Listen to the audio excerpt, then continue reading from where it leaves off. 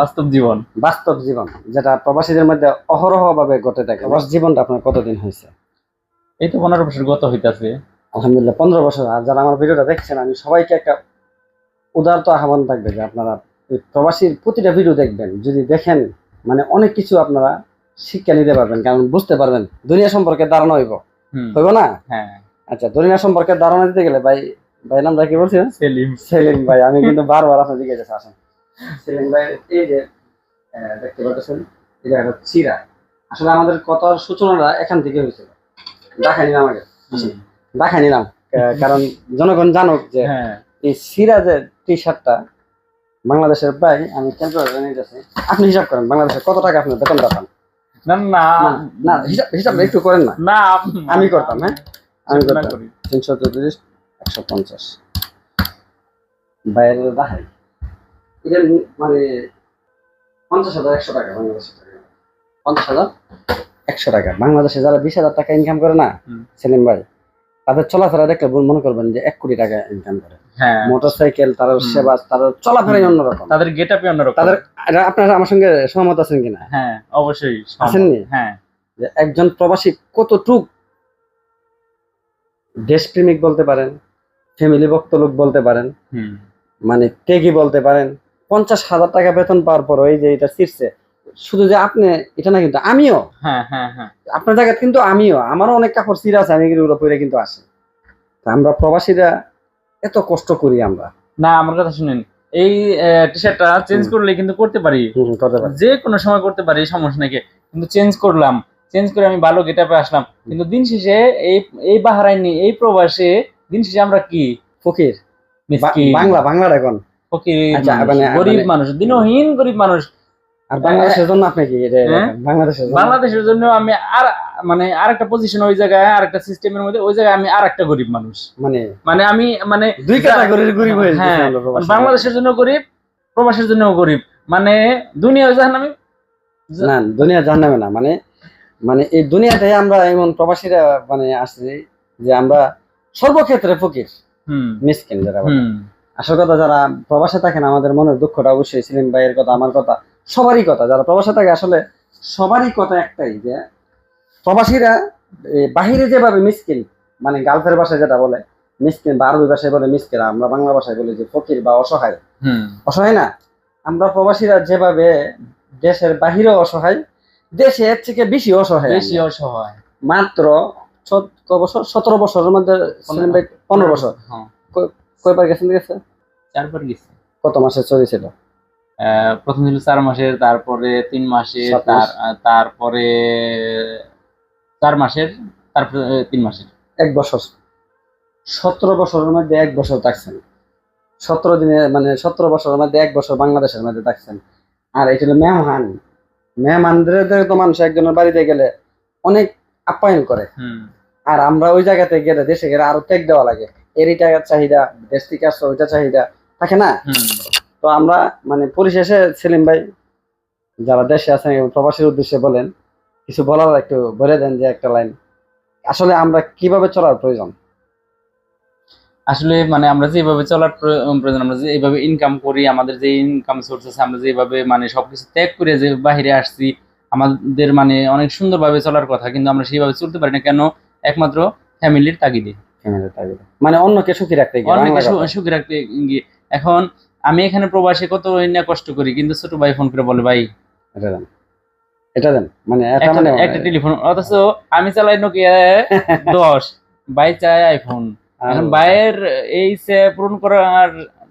পূরণের জন্য আমি যেন কতই না কষ্ট করি, কিন্তু ভাই তো বাড়িতে বসে দিবানিশি অহরহর আড্ডা মারতেছে। মানে আপনার থেকে তো শতগুণ সে ভালো চলতেছে, কিন্তু আমার লাইফ কি এটা একবার তারা বুঝতে চেষ্টা করে। যেমন ভাই এরকম বলে, বোন এরকম বলে, আবার বাবা মা ওরকমটাই ভাবে।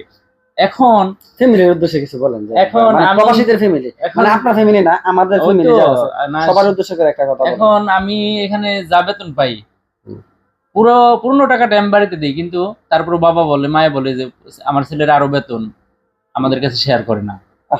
এই যে একটা কষ্ট, এটা সবার, এই যে একটা কষ্ট, এই কষ্টটা বুকে নিয়ে বুঝছেন, মানে চাপা একটা কষ্ট বুকে নিয়ে প্রবাস জীবনে থাকুন লাগে না। বিশ্বাসিত হওয়া যায় বাবা মায়ের কাছে, না ওয়াইফের কাছে, কারোর কাছে হয়ে যায় না না এলাকার মানুষের কাছে, বন্ধু বান্ধব যদি জিজ্ঞেস করে হ্যাঁ তোমার বেতন কত, এত, আরে বেটা এত আমাকে বছর করে বিদেশ টাকা থাকো, নিয়ে আমরা যায়। নিয়ে যাবো, তুমি মিথ্যা বলতেছো কিসের জন্য? এই যে আমরা মানুষের কাছে একটা অবিশ্বাসী হিসেবে পরিচিত হয়েছি শুধু এই বিদেশে থাকার কারণে, প্রবাসী থাকার কারণে, এটাই আমাদের দুর্ভাগ্য। দুর্ভাগ্যটা কঠিন আকারের দুর্ভাগ্য, মানে আমি বাসা হারিয়ে ফেলছি আসলে সেলিম ভাই। সবাইকে বিনীতভাবে অনুরোধ থাকবে যারা প্রবাস থেকে আমার ভিডিওটা দেখছেন, অবশ্যই সেলিম ভাইয়ের প্রতিটা আবেগের কথা আপনারা বুঝতে পারছেন। সেলিম ভাই যে কথাগুলো বলছে এটা প্রতিটা প্রবাসীর কথা, যে আমরা যদি 10 টাকা ইনকাম করি, 10 টাকা বললে কোনো ফ্যামিলির লোকে বিশ্বাস করে না। না বিশ্বাস করে না, তারা মনে করে যে লক্ষ লক্ষ টাকা ইনকাম করতেছি, প্রবাসের মধ্যে একটা টাকার গাছ লাগানো হয়েছে, এই গাছ থেকে আমরা টাকা পাচ্ছি, কিছু টাকা তাদেরকে দিতেছে আর বাকি টাকাগুলো আমাদের কাছে রয়েছে, কিন্তু বাস্তব কিন্তু তা না। যারা প্রবাসী আছেন তারা বুঝতে পারবেন, যারা প্রবাসীর ফ্যামিলি আছেন এখন কিন্তু মানে বাংলাদেশি প্রবাসীদের মানে স্টকের হার অনেক বেশি প্রবাসের মধ্যে। হ্যাঁ হ্যাঁ, কারণ শুধু একটাই, যদি সে 20,000 টাকা বেতন পায়, 20,000 দেওয়ার পরও বলে এমুকের ছেলে এত টাকা ইনকাম করতেছে, এমুকের ভাই এত টাকা ইনকাম করতেছে, এমুকে এত টাকা বিল্ডিং করছে, তুমি কি করো? তুমি নিশ্চয়ই টাকাগুলো আর নিজে প্রতিদিন খরচ দেখাইতে আছি যে আজকে এই কয় টাকা খরচ আছে, কালকে ওই টাকা খরচ আছে, সামনে এত টাকা লাগবে, বেতন আমার 20,000 টাকা, এখন আমার খরচ দেখাইতেছে যে সামনে লাগবে 30,000 টাকা, আমি বাকি 10,000 টাকা কই থেকে ম্যানেজ কোথায় করবো? থেকে দেওয়া হবে? এখানে কি অন্য কেউ আছে দেওয়ার মতো সিস্টেম আছে? না, এখানে তো আমার কোনো কেউ নাই, কেউ নাই। শুধু আমি একা আছি। তো আমি 10,000 টাকা কোন জায়গা থেকে ম্যানেজ করবো? আচ্ছা হ্যাঁ, হ্যাঁ গো দরকার, বাংলাদেশে যারা আছে, আমার ফ্যামিলি বলি, আপনার ফ্যামিলি বলি, হাজারো প্রবাসীর ফ্যামিলি বলি, এরা হিসাবের সাথে চলার দরকার, দরকার। হ্যাঁ, প্রতিটা সবকিছু প্রবাসীর নিয়ন্ত্রণের সাথে চলার দরকার, মানে বোঝার দরকার, প্রতিটা প্রবাসীর তার ফ্যামিলির লোকগুলা বোঝার দরকার। যেহেতু আমার ইনকাম সোর্স 20,000 টাকা, তাহলে 15,000 টাকা বা 18,000 টাকার ভিতরে হ্যাঁ জানি কাভার করতে পারে, কাভার করে। আমি আপনার সঙ্গে হয়ে প্রবাসীদের হয়ে কয়েকটা কথা বলি। হ্যাঁ বলেন। সেলিম ভাই, আপনার কি বলছি মনে করেন, আপনার কথাটাই আমার কথা, আমার কথাই আপনার কথা, মানে পুরো প্রবাসীদের কথা একটাই। আমি সকল প্রবাসীদেরকে একটা কথাই বলবো যে আপনারা নিজে সুস্থ থাকবেন, নিজেকে সবসময় ভালো রাখবেন। প্রবাস জীবনের মধ্যে আপনি অসুস্থ হইলেও কেউ বিশ্বাস করবে না, কেউ মনে করবে যদি আপনি 2 মাস যদি বেতন না পান, বাড়িতে কারো বুঝাইতে পারবেন না, কেউ বুঝাইতে পারবেন না আপনি। সর্বপ্রথম পরিশেষে একটা কথা বলবো যে আপনি সুস্থ থাকুন, ভালো থাকুন, এমন ভাবে আপনি চলুন যেন কিছু টাকা, যত প্রবলেমে হোক আপনার কাছে কিছু টাকা থাকে। ভাই টাকা ছাড়া নিজের মা বাপ জন্ম দিছে আপনাকে, তারা বিশ্বাস করবে না। খাদামাল দুনিয়া, এটাই দুনিয়া, এটাই বাস্তব। আর এই দুনিয়ার মধ্যে আপনি আসছেন একা, যাবেন একা, এছাড়া আল্লাহ ছাড়া এই প্রবাসীদেরকে বোঝার মতন আর কেউ নাই। সবাই ভালো থাকবেন, বেশি বেশি ভালো থাকার চেষ্টা করবেন, সবাই হ্যাপিনেস থাকবেন, কিন্তু কোনো বিষয়ে জানি টেনশন হ্যাঁ টেনশন মেনশন দিন শেষে তো আমরা ওই যে ভাই যে বললো যে আমরা মিসকিনি, অসহায়, আসলে অসহায়। সবাই ভিডিওটা ভালো লাগলে শেয়ার করে দিবেন। প্রতিটা কথাই আমাদের অন্তরের কথা, আবেগের কথা, এখানে কোনো অভিনয় করা হয়েছে না। না, আগে কি আপনারা বলছি যে ভাই এই কথাগুলো না না বললেন? না, সবই লিগেলি, সব legal। আমরা এখানে আলাপ আলোচনা করতেছি, আলাপ আলোচনার বিষয়টাই আমরা দূরে তুললাম। তুলছি। জি, জি। সবাই ভিডিওটা ভালো লাগলে শেয়ার করে দিবেন, আর প্রবাসী ভাইরা ভিডিওটা বেশি বেশি করে শেয়ার দিবেন। আপনার মনের কথাগুলাই কিন্তু আমরা আজকে তুলে ধরলাম। আবার আপনাদের মনের কথাগুলো আমাদের কাছে ব্যক্ত করবেন, আমরা জানি শুনতে পারি, বুঝতে পারি, আবার আপনাদের কথাগুলো নিয়ে আবার একটা ভিডিও হ্যাঁ ইনশাআল্লাহ। সামনে আপনারা ভালো থাকুন। আসসালামু আলাইকুম।